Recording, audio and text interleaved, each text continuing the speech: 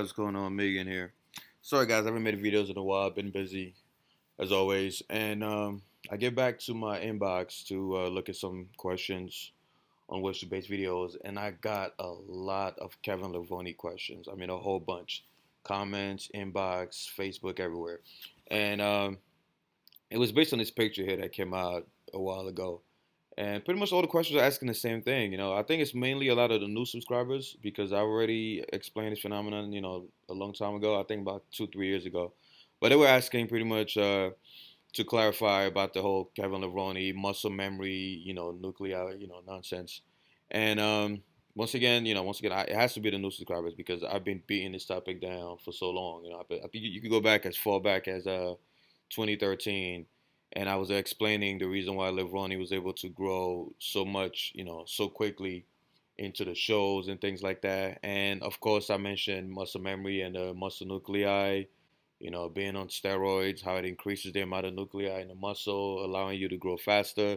And also, when you stop training, in most of the studies that they've done, they realized even in rats, the rats would keep their nuclei for up to 10 years. Obviously, rats and humans have different lifespans, but um, humans will be able to keep the nuclei within their muscle for a very very long time. In fact, they were trying to increase. They were trying to become stricter on anti-doping laws when that study came out because they realized, oh shit, we can't just tell the person come back in 2 years because now we're finding out that everyone that stopped juicing, they still have all these nuclei stored up in the muscle, so that gives them an advantage over the people that never use steroids. And that's why I always tell people, I make videos about this. I was like, once you use steroids, I don't want to hear it. Like I got nothing against y'all, but you can't come back in 2 or 3 years and say, hey man, I used steroids in the past, but now I'm all natty, and try to put yourself in the same shoes as the natural guys. No, you still have an advantage. You have more. A lot of people underestimate the power of testosterone. Testosterone has a lot of things that goes under the radar. But yeah, so I explained in this. Matter of fact, let me pull out some of the. Uh, I explained in this video here when I made a video about satellite cells and occlusion training, and I explained how you have the muscle cell and you have the satellite cells, which are in blue. And what they do is they fuse, they multiply, and they go inside the muscle cell. They donate new nuclei, which leads to stage two here, where now, let's say you only have three nuclei in this muscle cell, and it can only grow this much.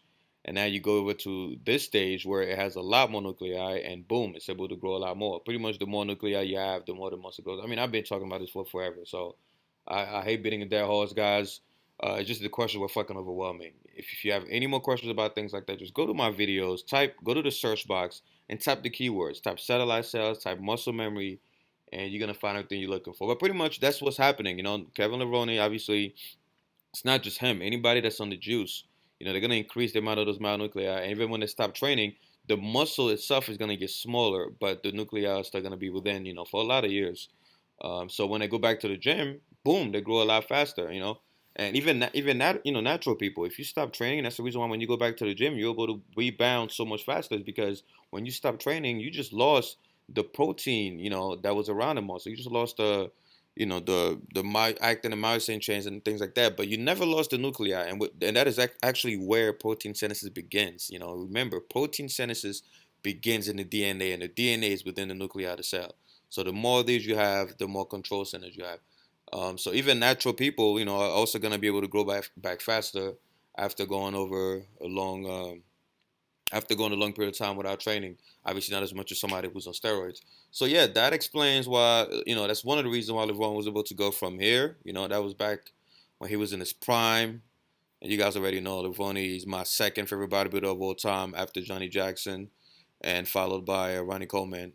And he was just amazing, man. I love you. You guys know me. I'm a shoulder, trap, and triceps guys. And he had shoulders, he had traps, he had the best triceps. So, it's not a surprise. But yeah, that's the reason why he was able to go from here to this. Everyone knows this picture back in 2008, I believe. And come back to this so quickly. That's one of the reasons, right? That's not the only reason. Obviously, you have steroids and genetics and things like that. But a lot of people forget this about Kevin Levrone.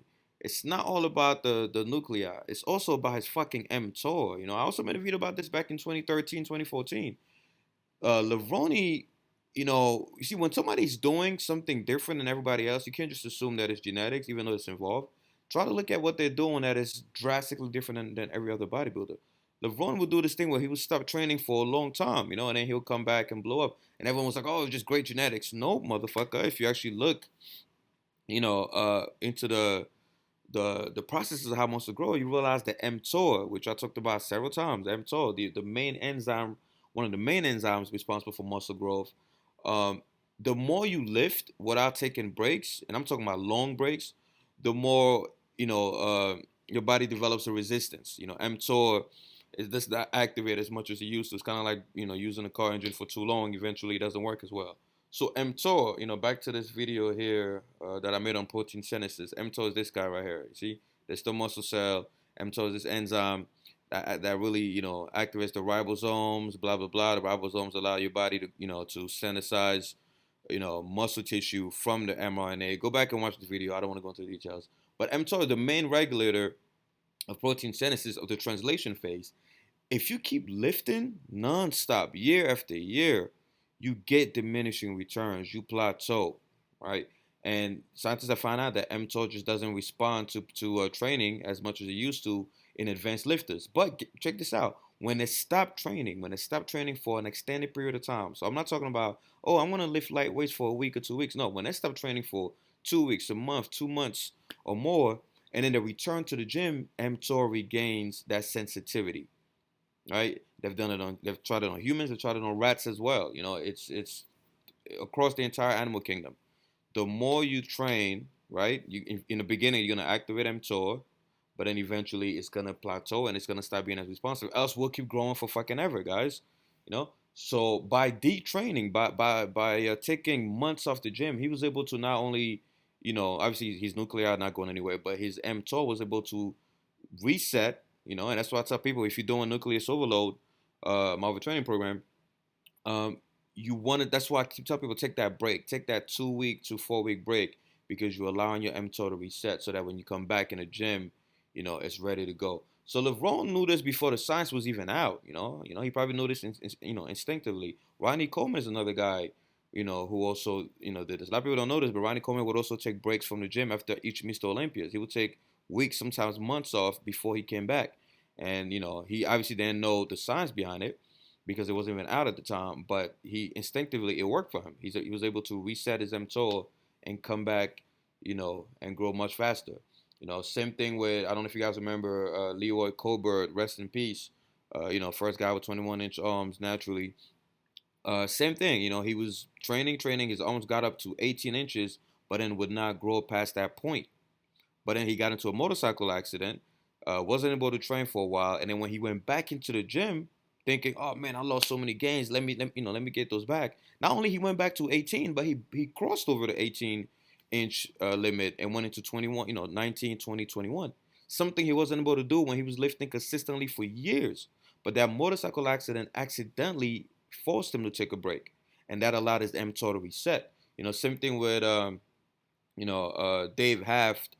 I remember Rick Drayson, one of the OGs of bodybuilding, made a video about him, and he was explaining how, once again, he was a natural guy, and he had some of the biggest arms of his time, and people were wondering, like, how's this guy's arm so big? And he explained how he used to, get into trouble with the law and take long breaks from the gym accidentally. And when he would come back, not only his arms would go back to the previous size, but it would grow faster and faster and faster each time he would take a long break. And he didn't know the science behind it. He didn't know why, But once again, like I always say, guys, bro, science comes up with shit, and then the science proves it, years down the road. But now we know why. mTOR, it all comes down, to mTOR being reset when you stop training for a long time, and then being able to activate a lot stronger when you get back in the gym.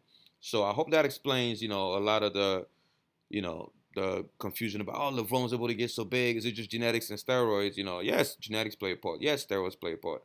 But you can't underestimate the effect that, his training philosophy had on his size gains, the fact that he was able to resensitize the mTOR periodically, as well as Dave Haft, Leroy Colbert, Ronnie Coleman. I mean, there's a lot of stories. I could make a whole video about all the guys who accidentally find out that if you stop training for a long time and then you go back in the gym, you grow, a lot faster. So that's it, guys.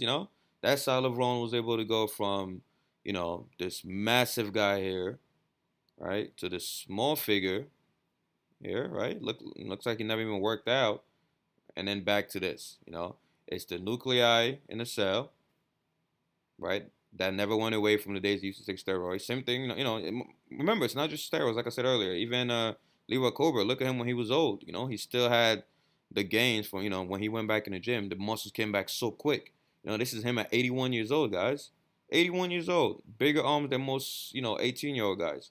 So the nuclei are still here. And obviously the mTor being able to reset after taking breaks from the gym, all right? So hope this answers the questions. Keep them coming. I'm going to try to pump out a lot more videos this week before we go into exam week. All right, Team 3DAlpha, like, share, subscribe, comment, all that good shit. Comment below if you got a video question. I'm out. Other segments. So go in the comment section and just vote. Vote on what you think is your most requested topic. And then obviously the one that has the most likes are the ones I'm going to prioritize. In case, let's say